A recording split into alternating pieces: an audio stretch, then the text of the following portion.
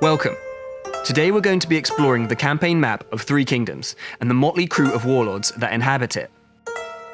The Total War games are all about giving you the freedom to create your own stories in some of the most exciting periods in human history. Total War Three Kingdoms gives you more meaningful decisions than ever before on your quest to rule ancient China. In the beginning, the crumbling Han Empire dominate the campaign map. Their capitulation is opportunity for the other warlords of China. Expect to see different warlords wresting control of Han-owned territory in different playthroughs. Sun Jian is well positioned to dominate southern China and hoover up the struggling Han Empire that once ruled the south unchallenged. His playstyle incentivizes aggression. Warlords across the entirety of China will surely have to deal with the Tiger of Jiangdong sooner or later. Will you make a beeline to the south and try to take his place as the king of southern China?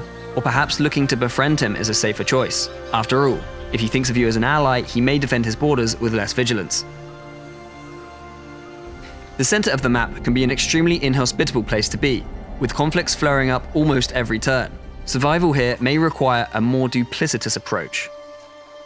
The master manipulator Cao Cao has a grudge to settle with Tao Chen, with rumors circulating of his part in the murder of Cao Cao's father. Will he put his grudge to the side and plot his path to emperorship, or shelve his destiny for early vengeance? Liu Biao is another who approaches the hostility of central China with a more considered approach.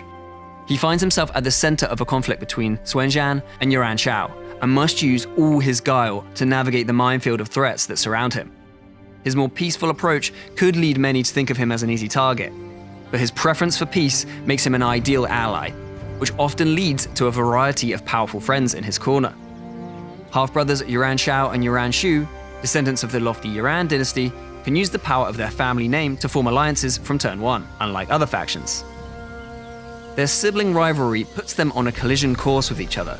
Choose carefully whose side you will take. Meanwhile, in the east, another who utilizes his intelligence and analysis over pure brute force is Kong Rong. His playstyle complements a tall, trade-focused path to power with his unique ability to exert trade monopolies over other factions. However, subjugating him, by force or by friendship, can turn any cash-strapped faction into a financial powerhouse. An early dilemma will create a fork in the road for Kong Rong. Will you dig in and consolidate his power, or join his old friend, Liu Bei, to rule China together? Liu Bei has humble beginnings, starting with 0 settlements, but bags of potential to tear through China, uniting it one province at a time. If he is able to establish a stable power base, there are mountains of options for progressing his dynasty. Another massive player is, of course, the tyrant Dong Zhuo. His infinite cruelness has put him in a position of extreme power. His capture of the child emperor means the Han Empire are his vassal. Even in their dilapidated state, they do dominate the map in the early game. These factors put a massive target on his back. His death and the ensuing civil war this causes has earth-shattering consequences across the campaign map. His only ally, Ma Tong, protector of the West, must decide whether associating with the power wielded by Dong Zhuo is worth the enemies that brings, as he tries to overcome the harsh conditions of his region to control the riches of the Silk Road.